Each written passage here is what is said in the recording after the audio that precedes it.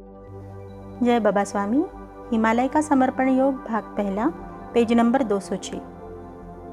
उसी समय गुरुदेव की आंखों में आंसू आ गए और वे बड़े भावपूर्ण होकर बोले, अरे पगले, मैं आज जान गया कि दूसरों को आत्मज्ञान मिले।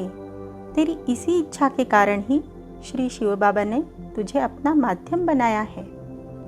श्री शिव बाबा साक्षात परमात्मा थे। तुम सचमुच भाग्यवान हो कि तुम्हें उनका सान्निध्य प्राप्त हुआ था। आत्मज्ञान में प्रगति का मार्ग एक ही होता है। जो मार्ग मैं तुम्हें बता रहा हूँ वही मार्ग तू उन्हें बता दे। प्रत्येक आत्मा के लिए अलग अलग मार्ग थोड़े ही होता है। आत्मज्ञान ही मोक्ष प्राप्ति का एकमात्र मार्ग है। जैसे मैं तुझे कह रहा हूँ कि श्री शिव बाबा को जान, तो उन्होंने क्या दिया है वह जान पाओगे। जब उन पर चित्त रखेगा तो उनकी करुणा तो होगी ही। ठीक उसी प्रकार जिन आत्माओं ने तुझसे बीज प्राप्त किया है, वे अगर तुझ पर चित्त रखकर तुझसे जुड़ेगी तो अनायास ही उन्हें वह स्थिति प्राप्त हो जाएगी जो तुझे मिली है। तुम्हें अपना अस्तित्व समाप्त कर गुरु के साथ समाहित हो जाना है। उन आत्माओं को तुम में समाहित होना है और तुम तो गुरु के गुरु सद्गुरु हो। तुमसे जुड़ना आसान होगा क्योंकि जुड़ने वाली लाखों की सामूहिकता को इस इतनी बड़ी सामूहिक शक्ति के साथ जुड़ना आसान होगा। अरे बाबा, एक मिट्टी में पड़ा हुआ बीज अगर किसी बड़े वृक्ष को बार बार देखेगा तो वह न चाहते हुए भी अंकुरित हो जाएगा और उस बीज को वृक्ष बनने की प्रेरणा मिलेगी। और वह बीज कब अंकुरित होकर वृक्ष बन गया यह उस बीज को भी पता नहीं चलेगा। सब परमात्मा की कृपा में हो जाएगा। और जो जीवन में होता है वह जो हम करते हैं उससे अधिक और बड़ी मात्रा में होता है। वह इसलिए भी होता है कि हम सोचते हैं कि हमारी औकात के अनुसार और परमात्मा देता है तो वह उसकी औकात के अनुसार होता है। इसलिए जो मार्ग मैंने आत्मज्ञान का बताया है वही मार्ग तुम भी लोगों को बता सकते हो। सत्य को जानने का, पाने का केवल एक ही मार्ग होता है, एक ही रास्ता होता है। साधारणतः मनुष्य कहाँ है, किस स्थान पर है, यह उसके जीवन में उतना महत्वपूर्ण नहीं होता है। महत्वपूर्ण होता है उस मनुष्य का चित्त किस स्थान पर है। जिस स्थान पर चित्त है वह उस स्थान से ऊर्जा ग्रहण करेगा। एक शिष्य को बीज जिस गुरु कृपा में प्राप्त हुआ है उस बीज को वृक्ष बनने की ऊर्जा उसी स्थान से ही मिलेगी, क्योंकि बीज बोते वक्त उन गुरु ने अवश्य ही यह सकारात्मक भावना रखी होगी कि यह बोया हुआ बीज एक वृक्ष अवश्य बनेगा। ऐसी उदार भावना नहीं हो तो बीज बोने की प्रक्रिया ही नहीं हो सकती है। यह भावना बीज बोने वाले गुरु ही कर सकते हैं। उसी भावना को ही माध्यम बनाना होगा। उस भावना ने ही आत्मा को आत्मज्ञान का बीज दिया है और भावना ही बीज के वृक्ष बनने का मार्ग प्रशस्त करेगी। शिष्य को अपने गुरु के इस करुणा के भाव को पकड़ना होगा। यह करुणा की भावना की लहर जब आती है तब अपने भीतर के अस्तित्व को समाप्त करना होगा, क्योंकि जब तक अपना अलग अस्तित्व होगा तब तक उस करुणा की लहर से एक रूपता स्थापित नहीं हो सकती है। आत्मा को अपने बूंद के अस्तित्व को भुलाकर अपना अस्तित्व सागर में समाहित करना होगा। यह शिष्य को स्वयं ही करना होता है। वह कार्य एकदम निजी है। वह प्रत्येक को स्वयं ही करना होता है। और कभी कभी तो लगता है कि वह केवल एकमात्र कार्य ही तो है जो करना है। बाकी सब कार्य तो जीवन में गुरु कृपा में ही घटित हो जाते हैं। यही एकमात्र कार्य है जो करना होता है। जिस प्रकार एक बीज अपने अस्तित्व को नष्ट करता है, वह यह कार्य स्वयं अपनी इच्छा से करता है। बस यही एकमात्र कार्य है जो वह करता है।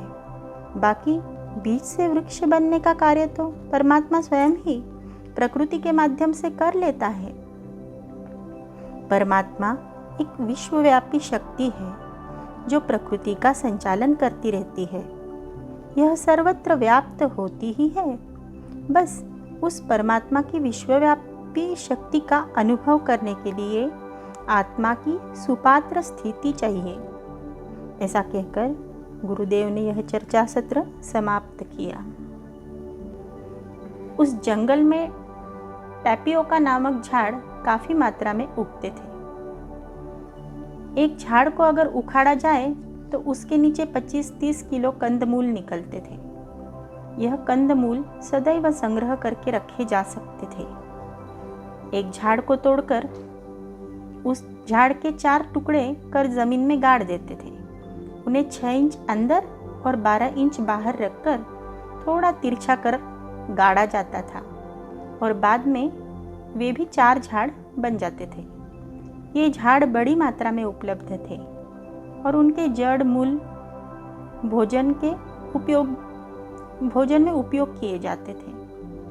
हाथ के पंजे के आकार के उनके पत्ते होते थे। ये पत्ते भी उबालकर खाते थे। इन झाड़ों को तोड़ना और बाद में 4 टुकड़ों को लगाना और कंदमूल इकट्ठा करना और उन्हें आग में भूनकर केले के पत्तों पर गुरुदेव को परोसना मेरा प्रिय कार्य था। बांस को गांठ के नीचे काटा जाता था व उसके ऊपरी भाग में यह कंदमूल डालकर आग में सेका जाता था। बांस हरा होने के कारण जलता नहीं था, फिर भी यह भीतर से अच्छी तरह भुन जाता था और उस कंदमूल में बांस का रस भी मिल जाता था। उसमें भूनते समय कुछ अदरक व तेज पत्ते और एक विशिष्ट प्रकार की फलियां डाली जाती थी और बाद में कुछ समय बाद आग से बाहर निकाल लिया जाता था। बाद में बांस को काटकर उसके भीतर से टॉपियोका को निकाल लिया जाता था। कभी टॉपियोका को भूनकर खाते थे तो कभी उबाल कर खाते थे। यह वहाँ का प्रमुख खाद्य था। बांस के रस के साथ वह अच्छा लगता था। एक दिन सुबह हवन आदि कार्य होने के बाद गुरुदेव कहने लगे, तुम्हारा जीवन तो अश्वमेध यज्ञ जैसा है। एक बहुत बड़े पवित्र व महान कार्य को करने के उद्देश्य से तुम्हारा जन्म इस धरती पर हुआ है। तुम्हारा परिवार बहुत बड़ा है। ऐसे सामूहिकता वाले परिवार के सानिध्य का अवसर मुझे मेरे जीवन में नहीं मिलेगा और इस जीवन के बाद तो जीवन ही नहीं है। तुम्हारे बड़े महान कार्य में मैं भी शामिल हो सकूं, इसलिए मेरे पास जो कुछ था वह सब मैंने तुम्हें दे दिया है। अब तुम्हारे इस कार्य के लिए अग्रसर होने का समय आ गया है, क्योंकि मैं तुम्हें बांध कर नहीं रखना चाहता हूँ। मैं तुम्हारे कार्य की गति में बाधक नहीं बनना चाहता, इसलिए इस बात को कह रहा हूँ। हम कितने कम समय साथ रहे हो, लेकिन एक पवित्र कार्य को आगे बढ़ाने के लिए रहे हैं। सदैव याद रखना, विचार अप्राकृतिक होता है। विचार करके हम प्रकृति से दूर चले जाते हैं। इसीलिए प्रकृति के सानिध्य में विचार समाप्त हो जाते हैं। हम प्रकृति के जितने सानिध्य में रहेंगे, उससे हम उतने ही परमात्मा के सानिध्य में रहेंगे। अति विचार करके लोग वातावरण में प्रदूषण फैलाते हैं और इस वैचारिक प्रदूषण से वातावरण गर्म और दूषित होने लगता है। यह गर्म दूषित वातावरण ही इस नई दुनिया का सबसे बड़ा खतरा है, क्योंकि इसमें सांस लेना भी दुर्लभ हो जाएगा। और सदैव चित्त को भीतर ही रखो। सारा ज्ञान तुम्हारे भीतर ही है। सजीव ज्ञान कभी पुस्तकों में नहीं लिखा जा सकता है, वह तो अनुभूति से ही प्रवाहित होता रहता है। एक गुरु से एक शिष्य को, एक शिष्य से एक शिष्य को, इस प्रकार से सजीव ज्ञान का प्रसार कार्य सदैव चलते ही रहता है। यह अपने पारंपरिक तरीके से चलते ही रहता है। यह ईश्वरीय ज्ञान है, इसे लिखा नहीं जा सकता है, क्योंकि जो अनुभूति को प्राप्त होता है वह लिखने की स्थिति में नहीं होता। वह अनुभूति प्राप्त होने की स्थिति में अपनी आंख भी नहीं खोल सकता, तो वह लिख कैसे सकता है।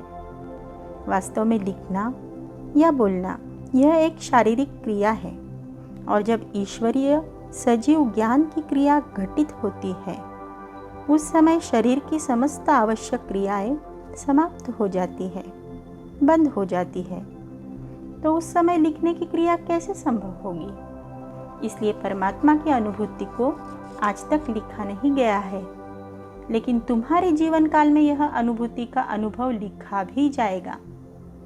तुम्हारे से यह इसलिए लिखा जाएगा क्योंकि तुम्हारी देने की क्षमता पाने की क्षमता से बहुत अधिक है। तुम सदैव देने का ही सोचते हो। देने की इस अपार इच्छा के कारण ही अनुभूति के तुम माध्यम बन जाओगे, और अनुभूति में भी परमात्मा तुमसे यह कार्य करा लेगा। कैसे, यह नहीं मालूम, लेकिन यह कार्य संपन्न अवश्य होगा।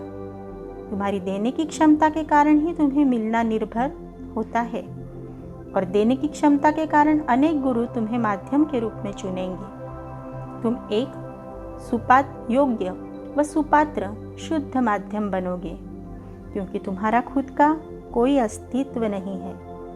जिसका खुद का कोई अस्तित्व नहीं होता उसे माध्यम बनाने में बड़ी आसानी हो जाती है। आसानी इसलिए हो जाती है क्योंकि उसमें से देने के लिए शक्ति का प्रवाह शीघ्र निकलना प्रारंभ हो जाता है।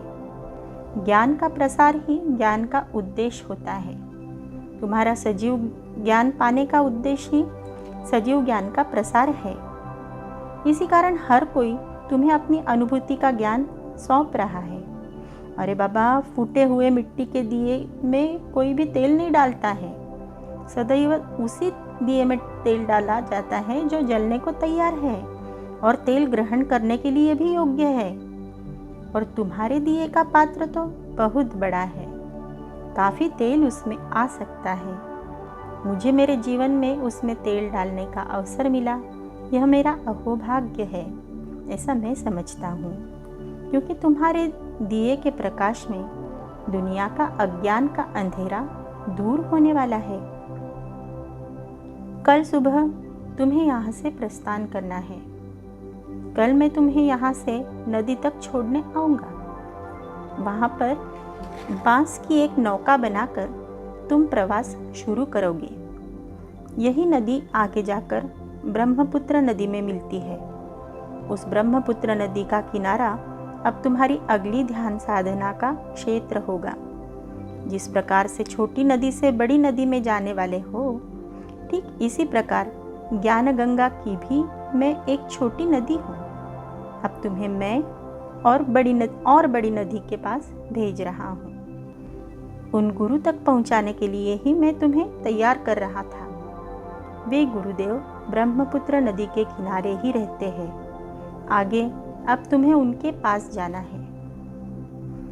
दूसरे दिन सुबह मैं उठा तो सोचा कि परमात्मा मुझे ऐसे सुंदर स्थानों पर क्यों भेजता है जहाँ पर मैं रह नहीं सकता।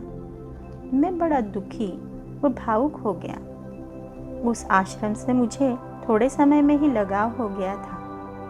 मैंने कहा, गुरुदेव, मुझे आपके आश्रम से लगाव हो गया है। यहाँ पर रहना मुझे अच्छा लग रहा है। यहाँ से जाने को जी नहीं चाहता है। उन्होंने कहा, मेरी भी यही स्थिति है। मैं भी तुमसे कितने कम दिन में प्रेम करने लगा हूँ। मुझे भी तुमसे लगाव हो गया है। तुम्हारी विनम्रता व दूसरों को ज्ञान बांटने की इच्छा से मैं बड़ा प्रभावित हुआ हूँ। लेकिन तुम्हारी और मेरी भावनाओं से बढ़कर गुरु कार्य है, जो गुरुओं ने तुझे, मुझे व तुम्हें इसी विश्वास के साथ सौंपा है कि तुम इस ज्ञान का प्रचार करोगे, प्रत्येक मनुष्य मात्र तक पहुँचाओगे। रही बात आश्रम की, तो मैं तुम्हें आशीर्वाद देता हूँ कि तुम्हारा ही एक बड़ा विशाल भव्य आश्रम होगा, जहाँ से लाखों आत्माएं ज्ञान को ग्रहण करेंगी। चलो चले, तुम्हें नदी पर छोड़कर मुझे वापस भी आना है। और मैं अपने गुरु कार्य के भीतर बंधा हुआ उस स्थान से भारी मन से चल पड़ा। बाद में हम चलते चलते उस पहाड़ के नीचे बहने वाली नदी पर पहुँचे। वहाँ पर गुरुदेव ने बांस की 4 लेयर्स यानी 4 परतों से एक नाव बनाकर रखी थी। नाव क्या थी? वह बांस की 4 परतों वाली एक दीवार सरीखी थी, जिसे पानी में डालकर उस पर बैठा जाता था। वह बहती रहती थी। साधारण आदिवासी लोगों को इस प्रकार की नाव का इस्तेमाल करते देखा था। मैंने गुरुदेव से कहा, मुझे यह चलानी भी नहीं आती है और कहाँ पर जाना है यह भी नहीं मालूम। उन्होंने हंसते हुए कहा, तुम निश्चिंत होकर इस पर सवार हो जाओ। आगे तुम जहाँ जा रहे हो वे बड़े महान तपस्वी हैं। उनका सूक्ष्म शरीर बराबर तुम्हें उनके स्थान तक मार्गदर्शन करेगा, क्योंकि उन्होंने तुम्हें बुलाया है। वे अभी भी तुम्हारे ही साथ हैं। मुझे दिख रहे हैं, तुम्हें नहीं। बस यही अंतर है। गुरुदेव ने मुझे बड़ी भावभीनी विदाई दी। मैंने उनकी चरण वंदना की और उन्होंने खुश होते हुए आशीर्वाद दिया, यशस्वी हो। बाद में मुझे कुछ फल देकर उस नाव पर बैठा दिया और एक बड़ा बांस दिया, नाव कहीं अटक जाए तो आगे बढ़ाने के लिए। और उन्होंने मुझे विदाई दी और मैं इस अज्ञात सफ़र पर चल दिया। और पीछे देखा कि गुरुदेव पहाड़ी पर चढ़ रहे थे और मैं आगे बढ़ रहा था। पानी का प्रवाह धीमा था, इसलिए वह नाव धीमे धीमे आगे बढ़ रही थी। एक अज्ञात स्थान की ओर मैं जा रहा था, कहाँ वह पता नहीं। इस प्रकार की नाव में मेरी प्रथम यात्रा थी। संपूर्ण नाव ही बांस की थी। एक बार खड़ी बांस, उसके ऊपर आड़ी बांस, फिर खड़ी बांस, फिर आड़ी बांस, ऐसी 4 बांस की परतें एक के ऊपर एक थी। 12 फीट चौड़ी और 12 फीट लंबी और करीब 1 फीट मोटी चौकोने आकार की एक दीवारनुमा नाव थी। इतने सारे बांसों की छाल से रस्सी के समान बांधा गया था। बड़ा मजबूत बांधा था। नदी में प्रवाह अच्छा था, इसलिए नाव अटकने का सवाल ही नहीं था। मैंने बांस को अच्छे से बांध कर रख दिया और आराम से बैठ गया। नाव आराम से नदी के प्रवाह के साथ चल रही थी। शाम होने वाली थी और धीरे धीरे मेरी नाव मझधार में आ गई। सूर्यास्त हो रहा था और सूर्य की किरणें नदी में प्रतिबिंबित हो रही थी। आसपास दोनों ओर घने जंगल थे। अभी तक कहीं कोई बस्ती नजर नहीं आ रही थी। केले के बड़े जंगल लग रहे थे और धीरे धीरे सूर्यास्त भी हो रहा था। अब रात होने आई थी। मैं तो उस तहनुमा नाव पर लेट गया। जो होगा देखा जाएगा। गुरुदेव ने कहा है कि गुरुदेव स्वयं सूक्ष्म रूप से है, तो फिर मैं क्यों चिंता करूं कि क्या होगा।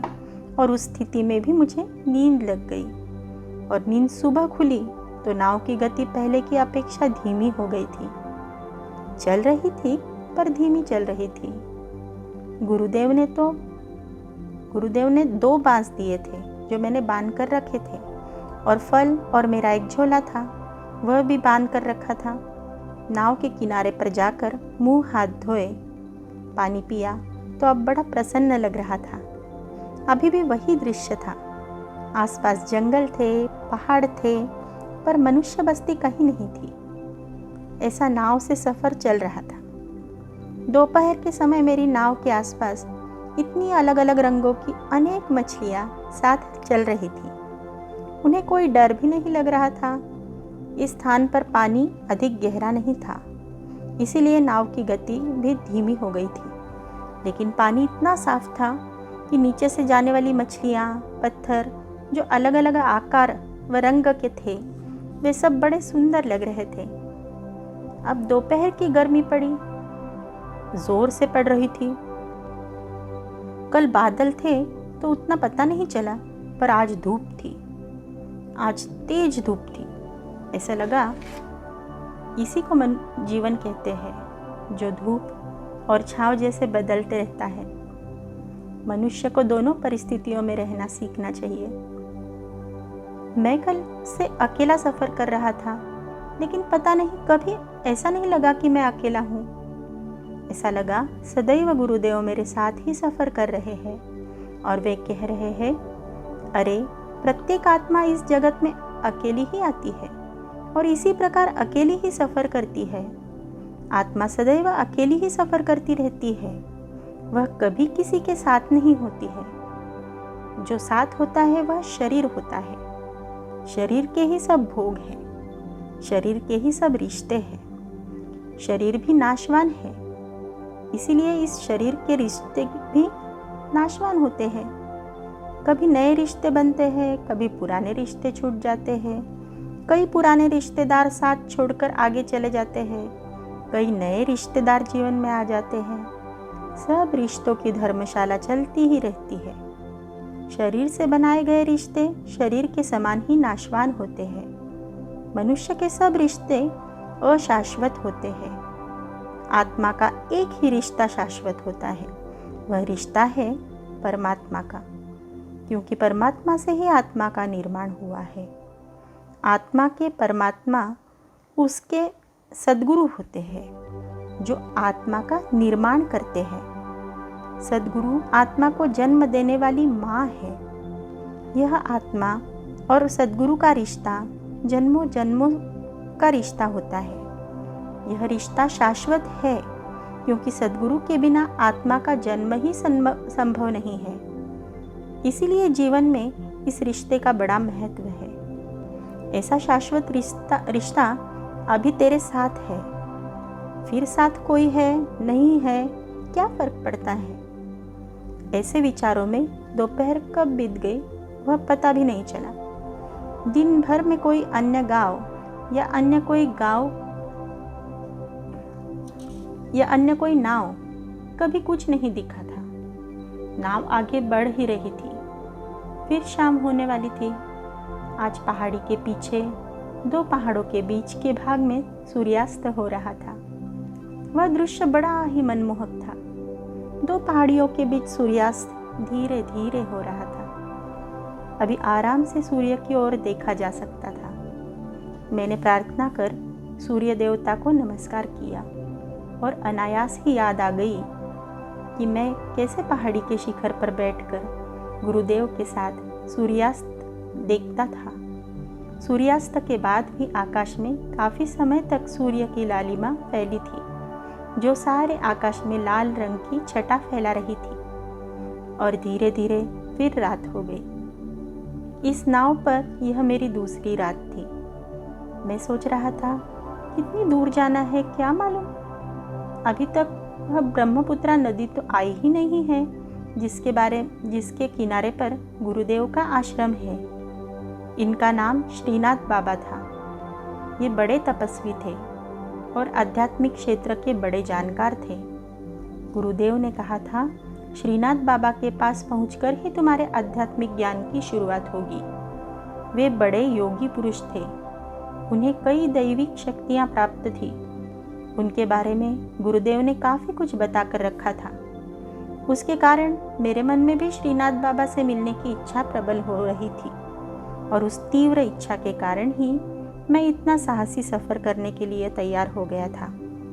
कभी तो लगता था कि इस सफ़र पर भेजने हेतु नाव में बिठाकर पानी में धकेलने के लिए ही गुरुदेव ही माध्यम थे, क्योंकि मैं उतना तैयार भी नहीं था कि उन्होंने नाव को धक्का दे दिया था।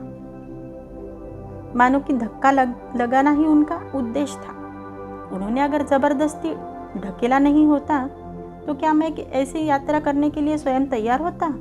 कभी भी नहीं होता। हाँ, पानी में ढकेलने के बाद मैं नाव के बीचों बीच बैठा, क्योंकि किनारे पर बैठने पर वजन के कारण नाव झुक जाती थी और उसकी दिशा भी बदल जाती थी। यानी ज़बरदस्ती बैठाया तो बैठ गया, और बैठ गया तो नाव चलाना संचालित करना सीख गया, जबकि यह कभी किया नहीं था। यानी आध्यात्मिक क्षेत्र में भी एक बार मनुष्य उतर गया तो फिर वह स्वयं ही अभ्यास से मोक्ष का मार्ग बनाकर मोक्ष पा ही लेता है। यानी सद्गुरु कुछ नहीं करते हैं, हमें स्वयं ही अभ्यास से सब साधना पड़ता है। हाँ, इस आध्यात्मिक क्षेत्र में जाने के लिए सद्गुरु एक धक्का मात्र देते हैं। वह अनुभूति का धक्का होता है। अगर वह धक्का न मिले तो कोई खुद होकर आध्यात्मिक क्षेत्र में नहीं आ सकता है। यानी आध्यात्मिक मार्ग पर सद्गुरु कुछ करते नहीं हैं, लेकिन यह भी सच है कि सद्गुरु के बिना आध्यात्मिक क्षेत्र में मनुष्य स्वयं कूद नहीं सकता है, क्योंकि इस क्षेत्र में कूदने के लिए एक आध्यात्मिक धक्के की आवश्यकता होती है, और आध्यात्मिक धक्का महत्वपूर्ण है भी नहीं भी। आज की रात पूर्णिमा की थी। चंद्र का प्रकाश बड़ा मददगार सिद्ध हो रहा था। नदी का पानी भी बड़ी हिलोरे मार रहा था। मेरी नाव के आसपास मछलियां पानी से ऊपर कूद कूद कर नृत्य कर रही थी और एक बड़ी आवाज करती थी। उन मछलियों के कूदने की स्पर्धा के कारण लगातार विभिन्न आवाजें निकल रही थी। मछलियों के कूदने की आवाजें जोर जोर से सुनाई दे रही थी, क्योंकि बाकी सारा वातावरण एकदम शांत था। पूर्ण नदी में दूर दूर तक चंद्रमा का प्रकाश ही प्रकाश दिख रहा था। दूर दूर तक पानी ही पानी चंद्रमा के प्रकाश से चमक रहा था। मैं मध्य रात्रि तक जग रहा था और बाद में कब नींद लगी वह पता ही नहीं चला। जय बाबा स्वामी।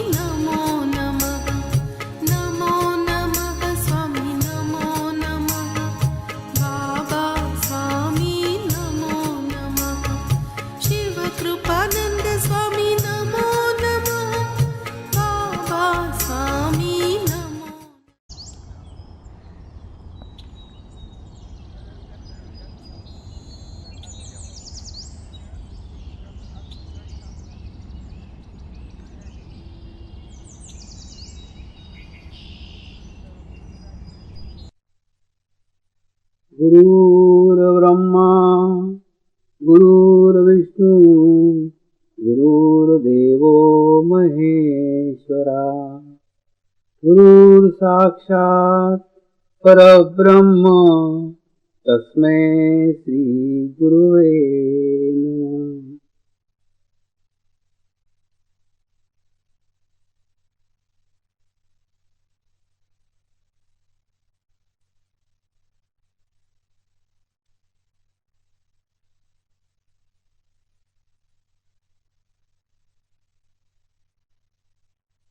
मेरे साथ ध्यान की शुरुआत करेंगे।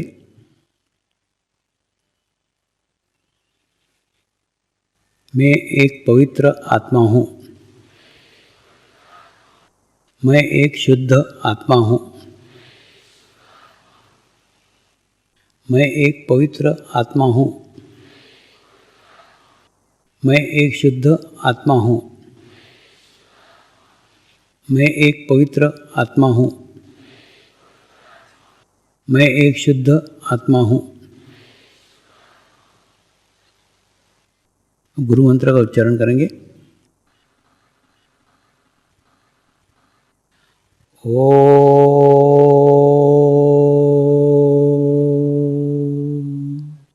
श्री शिवकृपानंद स्वामी नमो नमः। ओम श्री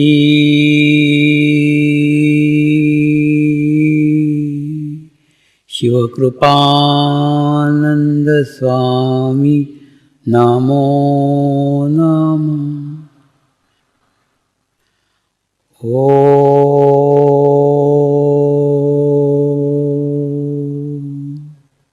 श्री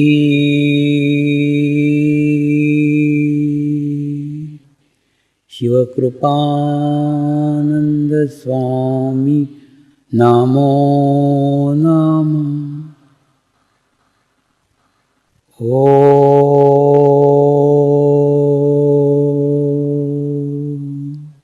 श्री शिवकृपानंद स्वामी नमो नमः। ओम श्री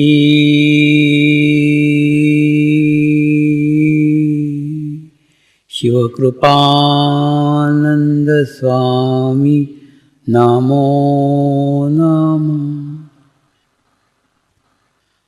ओम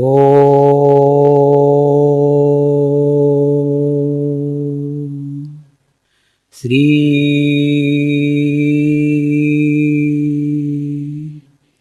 शिवकृपानंद स्वामी नमो नमः। ओम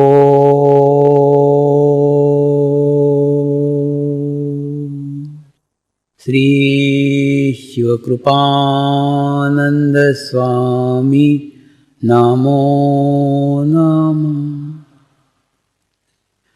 ओम श्री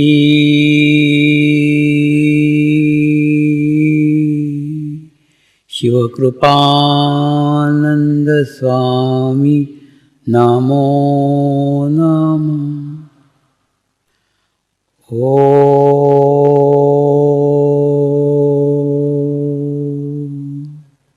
श्री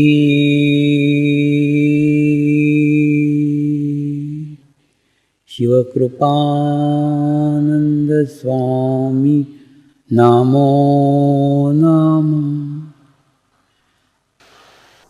अपने चित्त को तालुभाग पर रख के ध्यान करो।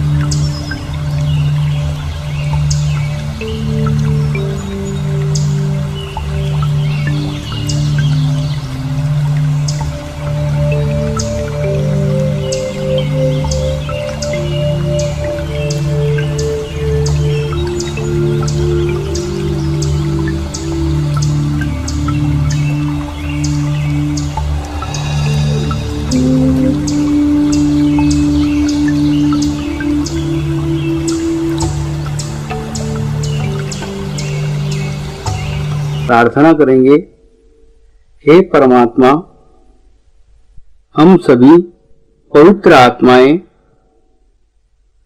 आपको हृदय से प्रार्थना करते हैं कि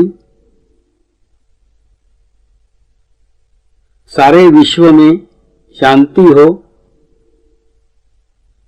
सारे विश्व के आत्माओं की आध्यात्मिक उन्नति हो एवं सर्वांगीण उन्नति हो। यही हम सब आत्माओं की शुद्ध इच्छा है। नमस्कार करेंगे। पूर्ण भाव के साथ प्रार्थना करेंगे। हे परमात्मा, हम सभी आत्माएं पूर्ण भाव के साथ प्रार्थना करते हैं कि महाराष्ट्र में स्वयं गुरु शक्तियों का आगमन श्री गुरु शक्ति धाम के माध्यम से हो। हमारे गुरुदेव स्थायी रूप से महाराष्ट्र में अपनी शक्तियों को स्थापित करें। यही हम सब आत्माओं की शुद्ध प्रार्थना है। अगर हमसे कोई भूल या गलती हुई है तो हमें क्षमा करें गुरुवर। स्वामी जी, आप तो करुणा के सागर हैं। आप ही हमारे गुरु माहुली है। आप हमें स्वीकार करें, हमारी प्रार्थनाओं को स्वीकार करें। आप हमारे भीतर केवल उस भावना, श्रद्धा और आत्मीयता को जगाएं कि हम सभी एक दूसरे से आत्मीयता से जुड़े रहे। यही हम सब पवित्र आत्माओं की शुद्ध प्रार्थना है, शुद्ध प्रार्थना है, शुद्ध प्रार्थना है।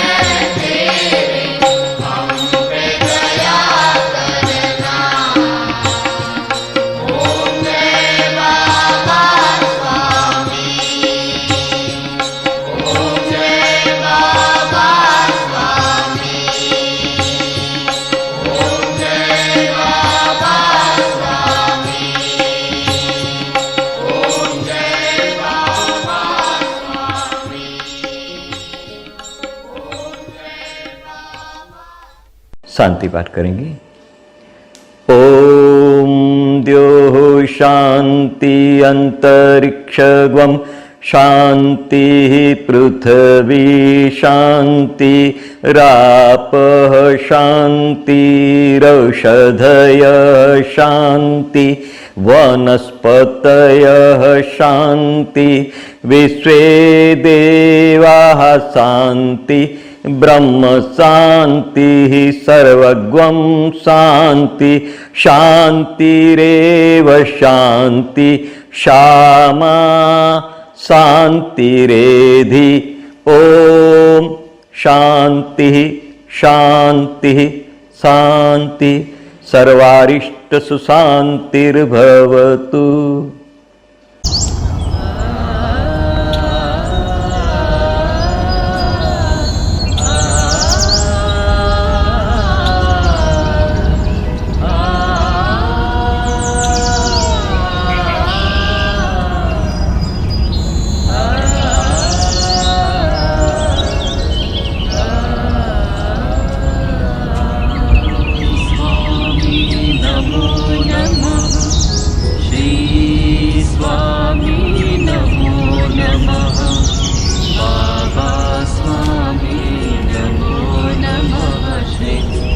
सद्गुरु स्वामी नमो नमः।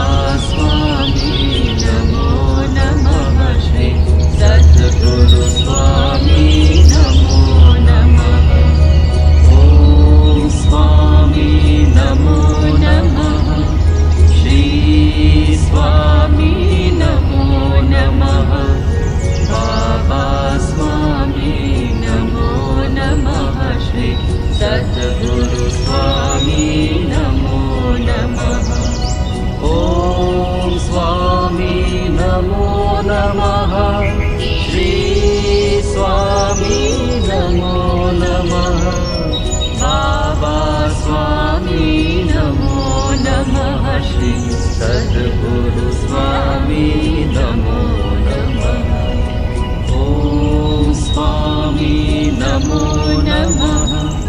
श्री स्वामी नमो नमः।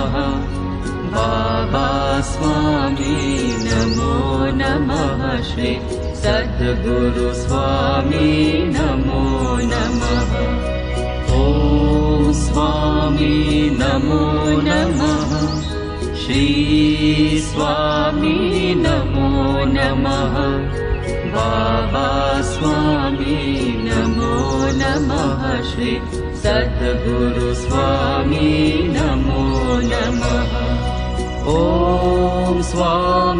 नमो नमः।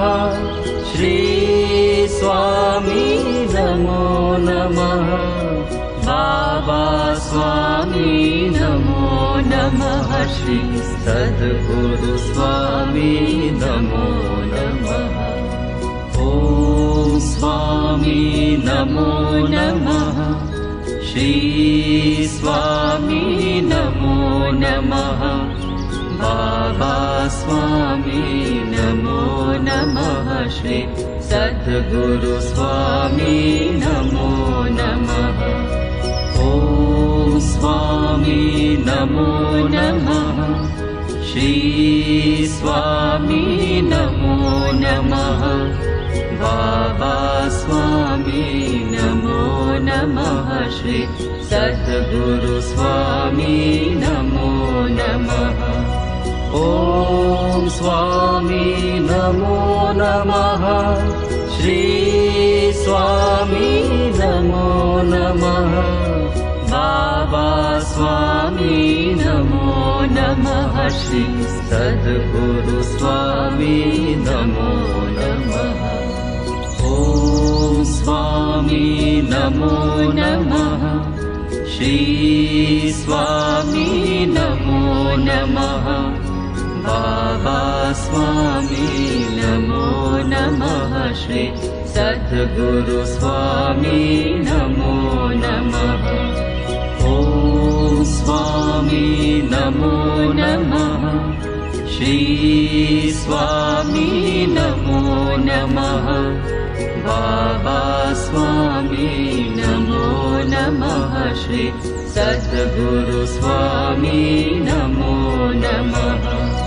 स्वामी नमो नमः श्री स्वामी नमो नमः बाबा स्वामी नमो नमः श्री सद्गुरु स्वामी नमो नमः ॐ स्वामी नमो नमः श्री स्वामी नमो नमः बाबा स्वामी नमो नमः श्री सद्गुरु स्वामी नमो नमः ॐ स्वामी नमो नमः श्री स्वामी नमो नमः बाबा स्वामी नमो नमः श्री सद्गुरु स्वामी नमो नमः ॐ स्वामी नमो नमः श्री स्वामी नमो नमः बाबा स्वामी नमो नमः श्री सद्गुरु स्वामी नमो नमः ॐ स्वामी नमो नमः श्री स्वामी नमो नमः बाबा स्वामी नमो नमः श्री सद्गुरु स्वामी नमो नमः ॐ स्वामी नमो नमः श्री स्वामी नमो नमः बाबा स्वामी नमो नमः श्री सद्गुरु स्वामी नमो नमः ॐ स्वामी नमो नमः श्री स्वामी नमो नमः बाबा स्वामी नमो नमः श्री सद्गुरु स्वामी नमो नमः ॐ स्वामी नमो नमः श्री स्वामी नमो नमः बाबा स्वामी नमो नमः श्री सद्गुरु स्वामी नमो नमः ॐ स्वामी नमो नमः श्री स्वामी नमो नमः बाबा स्वामी नमो नमः श्री सद्गुरु स्वामी नमो नमः ॐ स्वामी नमो नमः श्री स्वामी नमो नमः बाबा स्वामी